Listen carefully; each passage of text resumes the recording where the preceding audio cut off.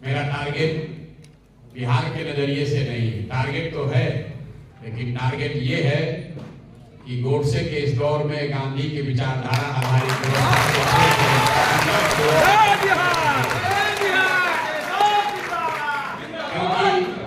उसी से आगे का रास्ता निकलेगा। उसी में सामाजिक न्याय भी है, उसी में भागीदारी भी है, उसी में आपका अधिकार भी है, उसी में विकास भी है और उसी में आपके लिए सुरक्षा भी है।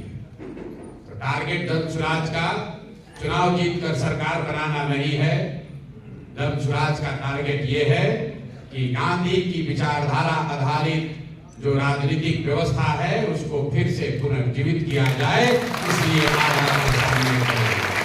तो ये मेरे लिए आश्चर्य की बात है, लेकिन आंकड़े बता रहे हैं और 4-5 दिन पहले जब ये बात हुई है तो हम लोग उसको देख रहे हैं कि सैकड़ों नहीं हजारों की संख्या में मुस्लिम परिवार के बच्चों को पुलिस सही या गलत पकड़ के जबरदस्ती इसी बिहार में जेल में रखी हुई है और उनके परिवार वाले इतने डरे हुए हैं कि वो अपने बच्चों के लिए मदद मांगने भी नहीं आना चाहते।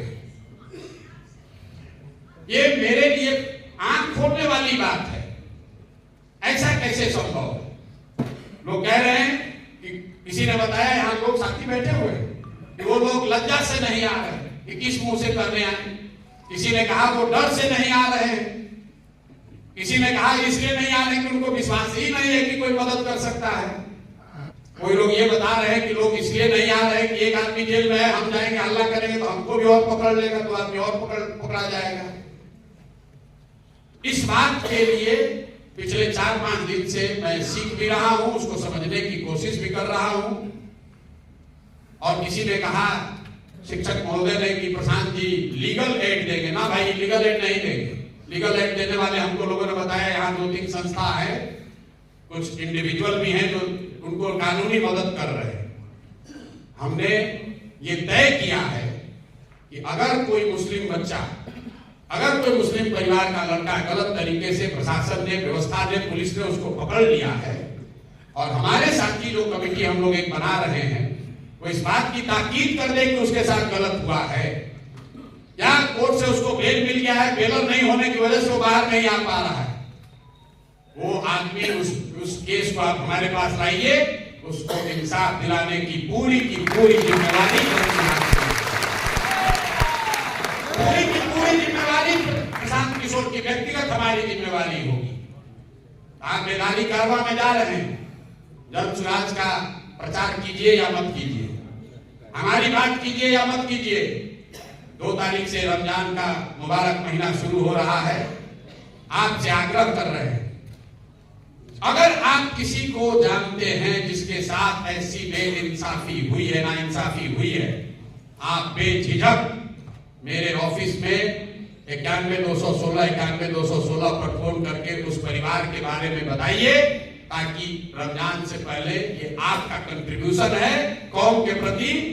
उन बच्चों के बारे में बताइए जो जेल में पड़े हुए हैं और परिवार वाले डर के मारे बता नहीं रहे। उनकी मदद हर तरीके से की जाए। हमने लोगों से पूछा कि अच्छा ये आंदोलन हुआ, इसका मुस्लिम समाज इसको कैसे देखता है? तो हमारे साथियों ने कहा कि मुस्लिम समाज में ये बात कही है कि कोई आदमी है, जिद्दी है, जो समाज, जो व्यवस्था से डरता नहीं है, पुलिस से डरता नहीं है। बड़ा अच्छा मैसेज दिया है भैया, बड़ा ताकतवर आदमी है। कुछ लोगों को ये भी लग रहा है भाई प्रशांत किशोर इतना ताकत वाला है। कल बहुत पत्रकार आए थे, अफाक साहब भी बैठे हैं। एक सीनियर पत्रकार ने कहा कि प्रशांत जी 20 वर्ष से हम भी पत्रकारिता कर रहे हैं बिहार में, आज तक बिहार की पुलिस ने किसी को नहीं छोड़ा है, यहाँ का प्रशासन सबको दौड़ा कर मारा है। पहली बार प्रशासन को अगर किसी से डरते देखा तो आपसे डर रहा है, नहीं डर रहा, वो हमसे नहीं डर रहा है, वो इस अभियान के, इस प्रयास के ईमानदारी और शुद्धता से डर रहा है। वो उसी गांधी के विचारधारा से डर रहा है जिसको पुनर्जीवित करने के अभियान का नाम है जन स्वराज। इसीलिए मैंने शुरुआत की कि टारगेट वो है। प्रशांत किशोर की क्या ताकत है? प्रशांत किशोर को तो 4 आदमी उठाकर गांधी मैदान से ले गया, लेकिन ताकत इतनी है उस अभियान के ईमानदारी की कि इतना पुलिस लग के पूरा प्रशासन लगा है, हमको पटना लाने में डर रहा है, इसलिए 6 घंटा बाहर घुमा रहा है। और जितने देर बाहर घुमाया उतने देर फंसता चला गया। कोर्ट में लेकर आया, बेल दिलवाया खुद से। उनको लगा बेल लेगा ये आदमी तुरंत चला जाएगा। जब हमने बेल मना कर दिया तो उनका गर्दन फंस गया। अब क्या करें, अब तो जेल ले जाना ही पड़ेगा। एक दिन में जितने आप साथी हैं, ऐसा कभी हुआ नहीं है कि कोर्ट ने दिन एक ही केस में निर्णय देने के बाद फिर से अपना निर्णय पलटकर शर्त विहीन करके हमको बाहर किया है और बाइज्जत उसी शाम को बाहर आए हैं। ये प्रशांत किशोर की ताकत नहीं है, ये इस बात की ताकत है कि गांधी की के बताए हुए रास्ते में अभी भी दम है। और यही बात आपको बेदारी कारवां में अपने लोगों को बताना है। डरने की जरूरत नहीं है, खड़े होइएगा। अगर आपने गलत नहीं किया है तो कोई आपके साथ गलत नहीं कर पाएगा। थोड़े समय के लिए लग सकता है कि गलत हो रहा है, लेकिन अगर आप खड़े होइएगा तो निश्चित तौर पर समाज में कोई ना कोई मदद के लिए खड़ा होगा। और समाज में कोई खड़ा हो ना हो, ऊपर वाला जरूर आपके मदद के लिए होगा। प्रशांत किशोर के पास एक टारगेट है बिहार को आगे बढ़ाने का, जो आपको हासिल हो गया, इससे आगे चलने का। मैं इनसे इत्तेफाक नहीं रखता।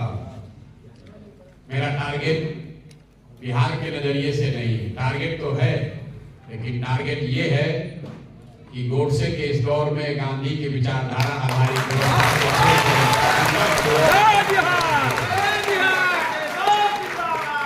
क्योंकि उसी से आगे का रास्ता निकलेगा। उसी में सामाजिक न्याय भी है, उसी में भागीदारी भी है, उसी में आपका अधिकार भी है, उसी में विकास भी है और उसी में आपके लिए सुरक्षा भी है। तो टारगेट जनसुराज का चुनाव जीतकर सरकार बनाना नहीं है। जनसुराज का टारगेट ये है कि गांधी की विचारधारा आधारित जो राजनीतिक व्यवस्था है उसको फिर से पुनर्जीवित किया जाए। इसलिए लोगों को लगता है कि डॉक्टर साहब ने भी कहा, कई लोग कह रहे हैं बहुत होशियार आदमी है, राजनीति की बहुत इनको समझ है। मैं जब बिहार में आया, जनसुराज का कारवां जब शुरू हुआ तो मुझे ऐसा लगा कि बिहार तो गरीब और पिछड़ा देश सबसे ज्यादा है ही, लेकिन बिहार में भी सबसे गरीब और पिछड़ा अगर कोई है वो मुसलमान है। तो जब अगर मैं विकास की बात करूंगा तो सबसे ज्यादा, सबसे बड़ी संख्या में मुसलमान इधर आएंगे। लेकिन मेरी जो समझ थी वो काफी नहीं थी। जब मैंने विकास की बात करी तो मुसलमानों ने सुना जरूर, उसको कहा नहीं बात तो अच्छी कह रहे हैं, कम से कम कोई हमारे बच्चों के पढ़ाई और रोजगार की पलायन की बात तो कर रहा है, हमारे गांव के नदियों गलियों की चर्चा तो कर रहा है। लेकिन एक बहुत बड़े वर्ग ने, मुसलमानों ने कहा विकास से क्या होगा, हम लोग को तो भागीदारी चाहिए। तो आपसे जो गांव गांव में हमने सीखा, वो सीख कर इस विचारधारा का, इस सोच का दूसरा स्तंभ, दूसरा पिलर बनाया भागीदारी का। कि नहीं, भागीदारी तो होनी ही चाहिए। तो जब इस दल का संविधान लिखा गया तो उसमें ये कहा गया कि जिसकी जितनी संख्या है उसको उतनी भागीदारी, राजनीतिक भागीदारी निश्चित तौर पर दी जाएगी, वो वोट दे या न दे। आप हमसे मांगने आइए या ना मांगने आइए, वो हमारी और इस दल को चलाने वालों की जिम्मेवारी है कि आपको वो हक मिलना ही मिलना है। फिर लोगों ने कहा इसमें नई बात क्या है, ये तो बहुत आदमी कह रहा है जिसकी जितनी संख्या भारी उसकी जितनी हिस्सेदारी होनी चाहिए। आप इसमें नया क्या कह रहे हैं? नया कह रहे हैं, नया ये कह रहे हैं कि सिर्फ संख्या के आधार पर भागीदारी नहीं है। जनसुराज जब ये कहता है कि आपको संख्या के हिसाब से भागीदारी दी जाएगी, और जब दूसरे ये बात कहते हैं उसमें दोनों में फर्क क्या है? दूसरा ये कह रहा है अगर दे भी दे तो क्या कह रहा है कि आपकी संख्या 10 है, 10 के हिसाब से आपको भागीदारी दी जाएगी, आप काबिल है या नहीं? जनसुराज ये कह रहा है कि नहीं, हर समाज में काबिल आदमी हैं और हर काबिल आदमी किसी न किसी जाति, किसी न किसी धर्म का है। अगर बांटने वाले की नियत में खोट न हो तो ये बिल्कुल संभव है कि हर समाज के अच्छे आदमी को ढूंढ कर निकाल कर वो जगह वो दी जाए ताकि वो अपने समाज का भला कर सके। ऐसा नहीं है कि आपके समाज के लोग एमएलए नहीं बने, ऐसा भी नहीं है कि आपके समाज से दूसरे लोग कोई कम या ज्यादा जीत कर लोग गए, लेकिन उससे समाज का भला नहीं हुआ।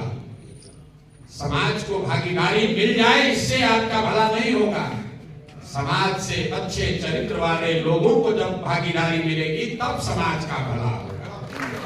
नहीं तो कोई आपके जाति का, कोई आपके धर्म का विधायक हो जाएगा, उसका भला हो जाएगा, उसके परिवार का भला हो जाएगा, शायद उसके एरिया के समर्थकों का भला हो जाएगा, पूरे समाज का भला नहीं होगा। देखिए लालू जी इतने दिन से यहाँ मुख्यमंत्री हैं, लोगों को लगता है यादव का बड़ा चलती हो गया। हम मन से कहते हैं कि लालू जी के इतने बड़े साम्राज्य के बाद भी यादवों का भला नहीं हुआ। लालू जी का परिवार का, उनका अपना भला हुआ। लालू जी से जुड़े हुए जो नेतागण हैं उनका भला हुआ। उन नेताओं से जुड़े हुए जो ठेकेदार हैं उनका भला हुआ। जो गरीब यादव समाज का आदमी आज से 30 साल पहले भैंस दूह रहा था, आज भी उसके घर में भैंस ही दूह रहा है, उसकी स्थिति नहीं सुधरी। तो समाज तब सुधरेगा जब समाज के अच्छे लोगों को भागीदारी दी जाएगी। ये जनसुराज और दूसरे दल की भागीदारी हिस्सेदारी में फर्क है।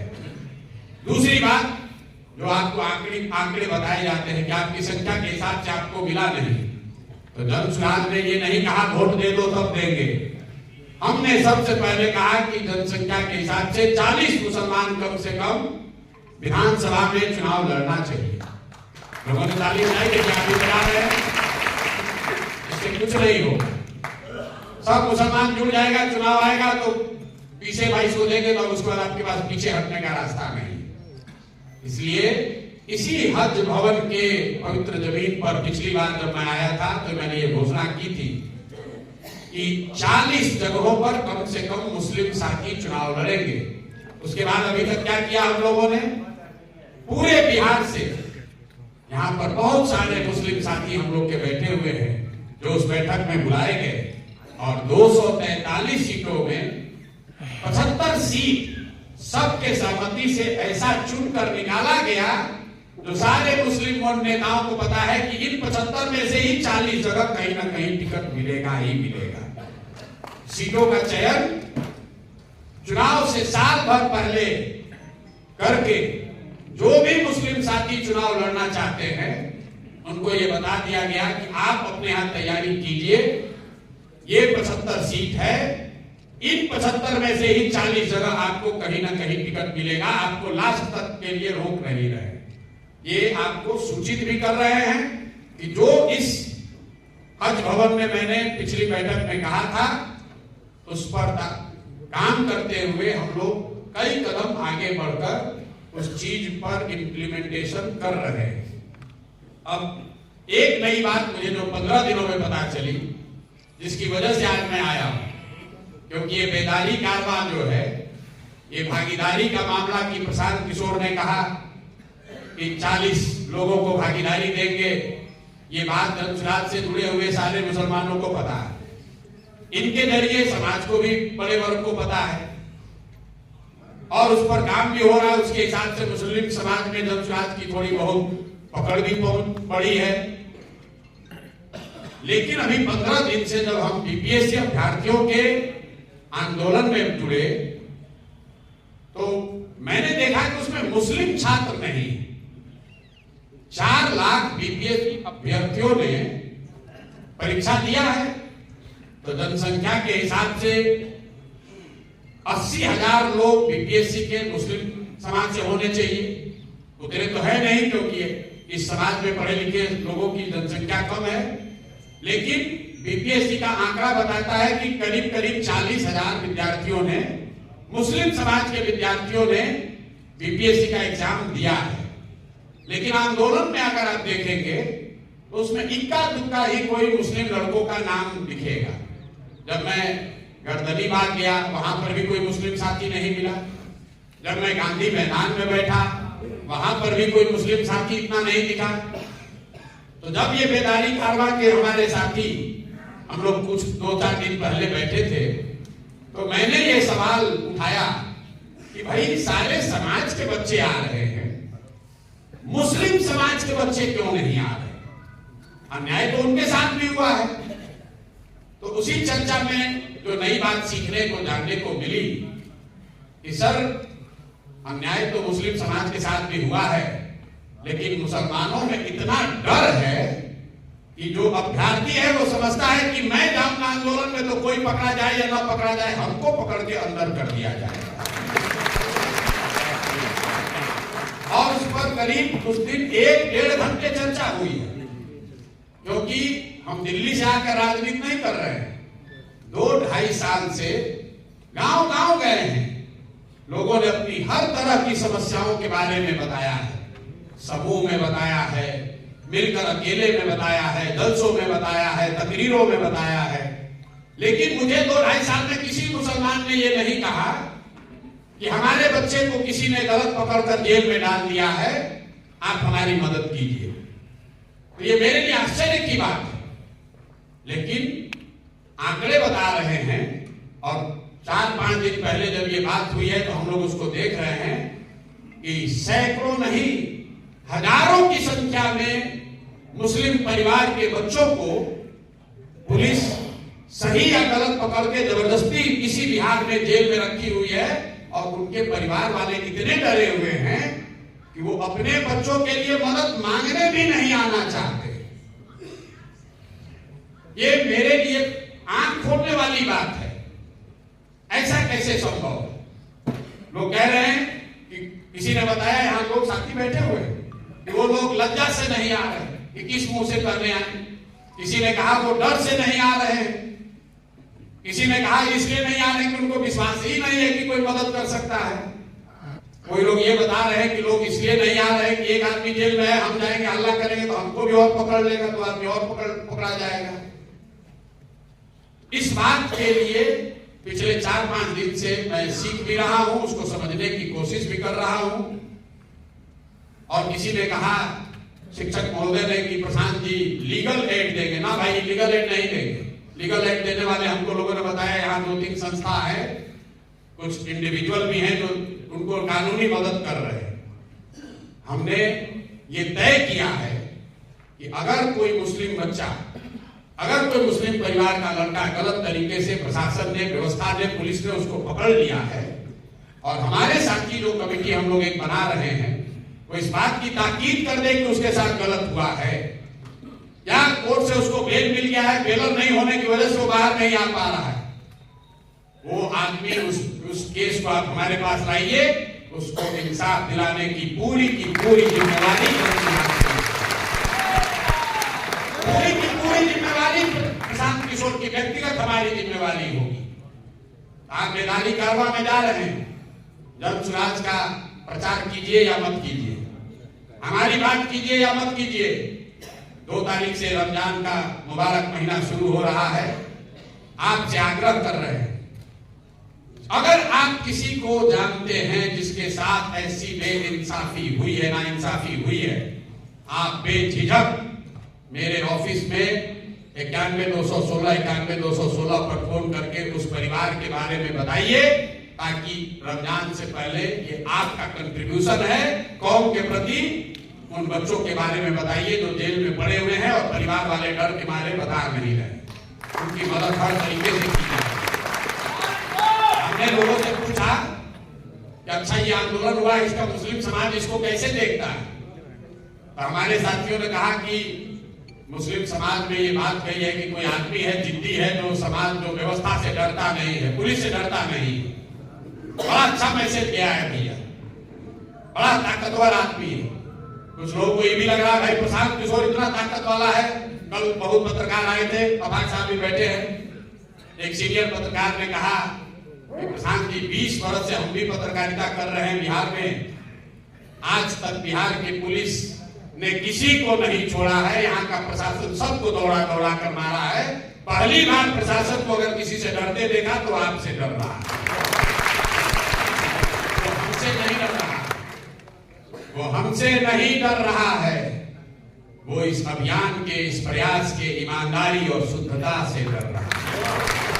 वो उसी गांधी के विचारधारा से डर रहा है जिसको पुनर्जीवित करने के अभियान का नाम है जन सुराज। इसीलिए मैंने शुरुआत की कि टारगेट वो है। प्रशांत किशोर की क्या ताकत है? प्रशांत किशोर को तो 4 आदमी उठाकर गांधी मैदान से ले गया, लेकिन ताकत इतनी है उस अभियान के ईमानदारी की कि इतना पुलिस लग के, पूरा प्रशासन लगा है, हमको पटना लाने में डर रहा है, इसलिए 6 घंटा बाहर घुमा रहा है, और जितने देर बाहर घुमाया उतने देर फंसता चला गया। कोर्ट में लेकर आया, बेल दिलवाया खुद से, उनको लगा बेल लेगा ये आदमी तुरंत चला जाएगा। जब हमने बेल मना कर दिया तो उनका गर्दन फंस गया। अब क्या करें, अब तो जेल ले जाना ही पड़ेगा। एक दिन में जितने आप साथी हैं, ऐसा कभी हुआ नहीं है कि कोर्ट ने दिन एक ही केस में निर्णय देने के बाद फिर से अपना निर्णय पलटकर शर्त विहीन करके हमको बाहर किया है, और बाइज्जत उसी शाम को बाहर आए हैं। ये प्रशांत किशोर की ताकत नहीं है, ये इस बात की ताकत है कि गांधी की के बताए हुए रास्ते में अभी भी दम है, और यही बात आपको बेदारी कारवां में अपने लोगों को बताना है। डरने की जरूरत नहीं है, खड़े होइएगा। अगर आपने गलत नहीं किया है तो कोई आपके साथ गलत नहीं कर पाएगा। थोड़े समय के लिए लग सकता है कि गलत हो रहा है, लेकिन अगर आप खड़े होइएगा तो निश्चित तौर पर समाज में कोई ना कोई मदद के लिए खड़ा होगा, और समाज में कोई खड़ा हो ना हो, ऊपर वाला जरूर आपके मदद के लिए होगा। इतने लोग, जिन जजेस ने निर्णय बदला वो हमारे रिश्तेदार नहीं, हम तो जानते नहीं है कौन लोग। हमारे तो वकील चले गए, हमको कोर्ट से ले जाया गया, जब चलिए इनको जेल में रखा जाएगा। हम लोग तो जज के पास नहीं गए आर्ग्यू मेहनत करने कि हमको दीजिए। जजेस ने खुद से रियलाइज किया कि नहीं, ये आदमी गलत नहीं किया है, इसको जो कह रहा है उसको माना जाए। इसलिए मेरे भाई, हम आपसे यही अपील करने के लिए सत्याग्रह को बीच में छोड़कर, वहां से मैं निकलता नहीं हूं, घर भी नहीं जाता हूं, आज इसलिए आया हूं। मेरा आप इतना काम कीजिए, सत्याग्रह को बल देने के लिए आपके समाज में, इस व्यवस्था में, पुलिस ने गैर कानूनी तरीके से अगर किसी के साथ नाइंसाफी करी है, और कुछ मत कीजिए, उस आदमी का परिचय हमसे कराइए, ताकि उसको इस सत्याग्रह से जोड़ा जा सके, इस प्रयास से जोड़ा जा सके, उसको इंसाफ दिलाया जा सके। इससे बढ़िया रमजान के लिए, आपके लिए कोई इबादत नहीं होगी। और हर आदमी, आप जब जाएंगे, अभी 1-1.5 महीना का समय है, आप जानते हैं, आपको बता सकता है कि उसके बच्चे के साथ नाइंसाफी हुई है। मुझे किसी ने बताया कि दरभंगा में बहुत सारे ऐसे परिवार हैं जहां सीए एनआरसी के टाइम में बच्चों को पकड़ लिया गया, लोग डर के मारे दरभंगा छोड़कर आकर फुलवारी शरीफ में रह रहे हैं। आपको जानकारी है, क्योंकि इन लोगों ने, मैं आपको स्वीकार कर रहा हूं, मुझे नहीं बताया। 2 साल में मुझे किसी ने नहीं बताया कि भाई हमारे बच्चे के, जनरली लोग गांवों में बताते हैं, भैया हम पर गलत एफआईआर हो गया है, हमारा बच्चा फंस गया है, मदद कीजिए, हमारे साथ ये नाइंसाफी हो गई है, हमारा, लोग बताते हैं कब्रिस्तान का जमीन कब्जा हो गया है। लेकिन अभी तक हमको किसी आदमी ने नहीं बताया कि हमारे बच्चे के साथ ये नाइंसाफी हुई है। इसलिए आपकी मदद चाहिए और कुछ नहीं चाहिए। बाकी राजनीति होती रहेगी, चुनाव आते जाते रहेंगे, लेकिन अगर आपके माध्यम से, इस प्लेटफॉर्म से 50 बच्चों को भी, 50 परिवारों को भी न्याय मिल जाए, तो मुझे लगता है कि इस प्रयास की सबसे बड़ी सफलता यही होगी। यही आपसे आग्रह करने आए हैं। बाकी बेदारी कारवां में आप जाइएगा, आप विकास की बात कीजिएगा, भागीदारी की बात कीजिएगा, वो बात हम लोग कर ही रहे हैं। जिसको जुड़ना होगा जुड़ेगा, नहीं जुड़ना होगा नहीं जुड़ेगा। हम लोग चाहे जितना गला फाड़ते रहें, वोट तो आप वैसे ही दीजिएगा जैसे आपको मन होगा, उसके लिए कोई बहुत हमको चिंता नहीं है। लेकिन राजनीति सिर्फ वोट नहीं है। गांधी वोट नहीं लिए, गांधी स्वयं कभी चुनाव नहीं लड़े, लेकिन उनसे बड़ा कोई राजनेता पैदा नहीं हुआ। मुसलमानों को भी ये समझने की जरूरत है, राजनीति सिर्फ वोट नहीं है, राजनीति सिर्फ एमएलए एमपी बनना नहीं है, राजनीति समाज में जिसके साथ जुल्म हो रहा है उसके साथ खड़ा होना ही राजनीति है। हम यहाँ बालू माफिया नहीं बनने आए हैं। हमको पैसे की कोई, ऊपर वाले की कृपा से कोई कमी नहीं है। हमको बालू नहीं बेचना है, हमको शराब नहीं बेचना है, सरस्वती की कृपा है, हमको कोई लक्ष्मी की कमी नहीं है। हमको एमएलए एमपी भी नहीं बनना है। लेकिन अगर बिहार में आए हैं, अगर हम जान रहे हैं कि किसी के साथ जुल्म हो रहा है और अगर मुझे ऊपर वाले ने कोई शक्ति दी है तो हम पूरी शक्ति उसके पीछे लगाएंगे ही लगाएंगे। ये बात आपको बताने आए हैं। और अगर आपको ऐसा लग रहा है कि आपके समाज के साथ, समाज के किसी वर्ग के साथ, किसी परिवार, किसी बच्चे के साथ नाइंसाफी हुई है तो मेरी मदद कीजिए। 2 करोड़ मुसलमान रहते हैं। इतना आसान नहीं है पता करना कि किसके साथ नाइंसाफी हो गई। अगर ये बात आपको पता चलती है, आप बेदारी कारवा में जाइए, राजनीति कीजिए, भाषण दीजिए, तकरीर कीजिए, जिसके लिए समर्थन मांगना है मांगिए। हमारे लिए व्यक्तिगत प्रशांत किशोर के लिए इतना जरूर कीजिए कि अगर कोई परिवार, कोई बच्चा गलत तरीके से जेल में फंसा हुआ है, उसके साथ नाइंसाफी हुई है, उसका नाम पता हमको तुरंत बताइए ताकि उसकी मदद की जा सके। इन चंद बातों के साथ मैं अपनी तकरीर खत्म कर रहा हूँ। आपकी दुआ चाहिए। हमेशा कहते हैं कि इस्लाम में कहा गया है कि हक और बातिल में आपको हक के साथ खड़ा होना है। हक के साथ खड़ा होइए, समूह की चिंता मत कीजिए। समूह की चिंता करते तो इस्लाम शुरू ही नहीं होता। समूह तो इस्लाम शुरू करने वाले के खिलाफ था और आप लोग समूह के पीछे ही चले जा रहे हैं। हर आदमी गन्ना में लगा है, किसको ज्यादा वोट है उसी के साथ चलेगा। ये इस्लाम के फाउंडेशनल थॉट के अगेंस्ट है। जिस बुनियादी सोच पर इस्लाम बनाया गया है कि समूह की चिंता नहीं करनी है, हक की चिंता करनी है। और आप क्या कर रहे हैं? आप हक की चिंता छोड़ के समूह के चक्कर में पड़े हैं कि किसके साथ ज्यादा लोग हैं, जिसके साथ ज्यादा रहेगा उसके साथ चलेंगे। तो चाहे बातिल भी हो तो कोई दिक्कत नहीं। तो मेरे भाई, हक के साथ खड़ा होइए। अपने आप आपको ताकत भी मिलेगी, आपको मदद करने वाले लोग भी मिलेंगे और आपके साथ भला भी होगा, आपके बच्चों के साथ भला होगा। क्योंकि ये मेरी ताकीद नहीं है, ये ऊपर वाले की ताकीद है। जो अच्छा करेगा उसके साथ अच्छा ही होगा। आप आए, अपना समय निकाल कर आप 3-4 घंटे से बैठे हुए हैं। आप इस अभियान के हिस्सा बन रहे हैं। इसके लिए आपका तहे दिल से शुक्रिया अदा कर रहे हैं, आपका धन्यवाद कर रहे हैं। अंत में जब भी ये आपको शक हुआ हो ये आदमी जो कह रहा है वो ठीक है कि नहीं, मैं पहले अभियान के पहले दिन से कह रहा हूं कि आप मेरे कथनी पर नहीं करनी पर जाइए। हम जो कह रहे हैं उस पर बिल्कुल भरोसा मत कीजिए। जो कर रहे हैं उसको देखिए, जो कर रहे हैं उसको देखिए और अपने जीवन के अनुभव पर, अनुभव की कसौटी पर उसको जांचिए, परखिए। ठीक लगे तब जुड़िए और न ठीक लगे तो जिधर हवा का रुख दिखता हो उधर रहिए। उससे हमें कोई दिक्कत नहीं है, आपसे कोई शिकवा शिकायत नहीं है। बिल्कुल आप गांधी को छोड़कर कहां जाइएगा? गांधी को छोड़कर कहां जाइएगा? यही वो विचारधारा है, यही वो व्यक्ति है, यही वो मंत्र है, यही वो रास्ता है जिसमें आपकी सुरक्षा और विकास दोनों की गारंटी है। इसमें कंधा लगाइए। चाहे पौधा छोटा है, पौधा सही है, उसमें खाद पानी डालिएगा तो इसी से आपको बच्चों को विकास भी मिलेगा और आपको सुरक्षा भी मिलेगी। मरे हुए वृक्ष में जितना भी पेड़ में आप पानी खाद डालते रहिएगा उससे कुछ भी हासिल होने वाला नहीं है। बाकी मर्जी आपकी है, आपकी समझदारी हमसे बहुत ज्यादा है।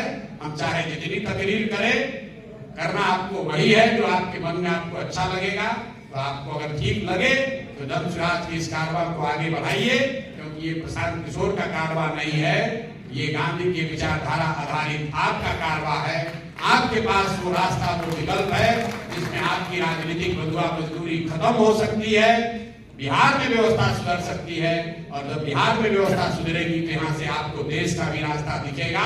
इन्हीं बातों के साथ आप आए, एक बार फिर से आपका तहे दिल से शुक्रिया।